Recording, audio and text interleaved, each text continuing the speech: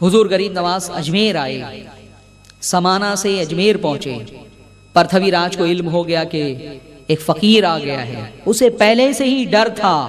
اس کی ماں بار بار کہتی تھی، 12 سال پہلے سے کہتی تھی اس کی ماں، میں نے بتایا کہ علم کہانت میں وہ بڑی ماہر تھی، اور اس نے 12 سال پہلے بتا دیا تھا کہ ایک فقیر آئے گا اور وہ تیری حکومت کا خاتمہ کر دے گا۔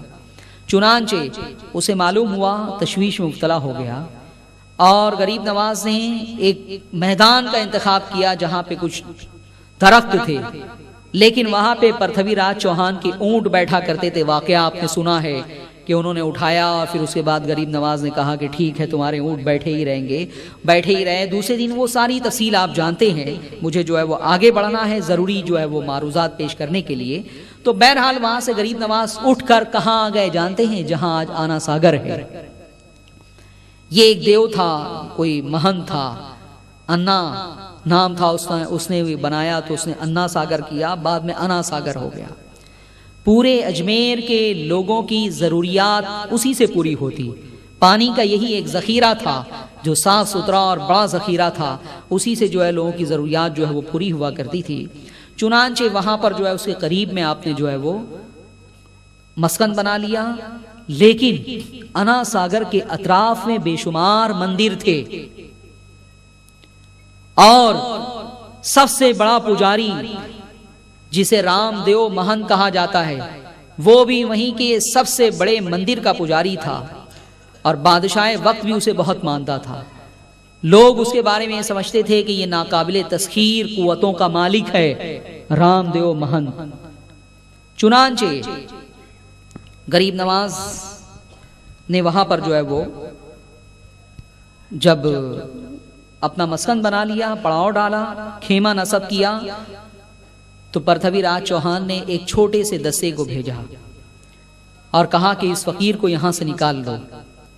جب یہ فوج کا دستہ غریب نواز کے قریب پہنچا تو حضور غریب نواز نے تھوڑی سی مٹی اٹھائی اور اس کے اوپر جو ہے وہ آیت الکرسی پڑھ کے دم کی اور ان کی طرف پھینک دیا۔ وہ خاک جس کے اوپر گری، حواس باختہ ہو کے وہ بھاگا، سب کے سب بھاگ گئے وہاں سے، اور انہوں نے جا کے جو ہے پرتھوی راج چوہان سے کہا کہ اس نے تو ہمارے اوپر جادو کر دیا، ہم پہنچے اور اس نے جو ہے وہ نہیں معلوم کیا اس نے پڑھا اور اس نے ہمارے اوپر پھینکی، ہم سب کے سب حواس باختہ ہو گئے، ہماری سقط نہ تھی کہ ہم وہاں پر قیام کر سکیں اور رک سکیں، اس فقیر کے سامنے ٹک سکیں۔ فوراً جو ہے وہ بھاگ کھڑا ہوا۔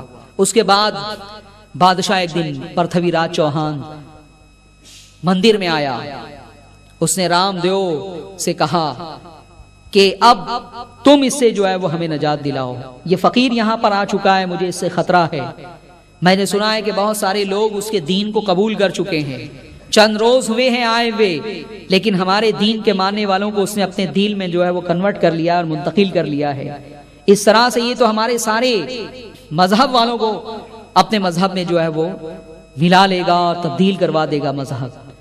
چنانچہ رام دیو مہن بہت بڑا پجاری تھا، جادو اور سحر کی طاقتوں سے بھی مسلح تھا، اسے غریب نواز کی بارگاہ میں بھیجا گیا، لیکن غریب نواز علیہ رحمہ کی بارگاہ میں جب یہ پہنچا تو آپ نے پہلے ہی فرما دیا، رام دیو آؤ، ہمیں تمہارا ہی انتظار تھا۔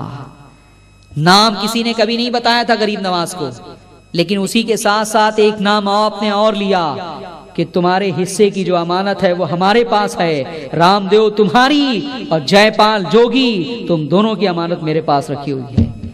غریب نواز کو دیکھا، اس وقت تقریباً جو ہے وہ 56 سال کی عمر ہو چکی تھی، بڑا نورانی چہرہ، انتہائی حسین و جمیل، جو شخص دیکھ لیتا دیکھتا ہی رہ جاتا۔ کتنے لوگ تو، کتنے کافر اور مشرک تو ایسے ہیں جنہیں کچھ کہنے اور سننے کی ضرورت ہی پیش نہیں آئی، غریب نواز کے جلوے زیبا کو دیکھا، رخے زیبا کو دیکھا اور وہ وہیں پر جو ہے وہ مسلمان ہو گئے۔ نعرہ تکبیر، نعرہ رسالت، عطائے رسول سلطان الہند، عطائے رسول سلطان الہند۔ آنکھوں میں ولایت کی چمک تھی، چہرے پر ولایت کی دمک تھی، بڑا نورانی چہرہ تھا، بڑی نورانی داڑھی تھی، اور حلیہ جو ہے وہ انتہائی حسین و جمیل تھا۔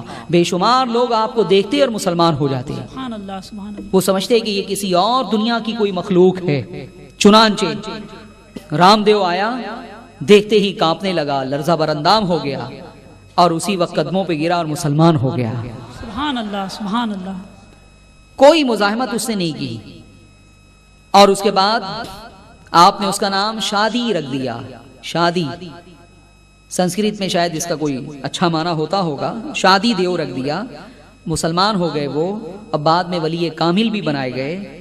پرتھوی راج چوہان کو اس بات کا علم ہو گیا کہ بہت سارے لوگ اس فقیر کے دین کو قبول کر چکے ہیں، اور ہمارا جو سب سے بڑا پجاری تھا وہ اس فقیر کے پاس گیا، تو اس فقیر نے کچھ اس کے اوپر ایسا جادو کر دیا کہ وہ بھی اسی کے گن گانے لگا۔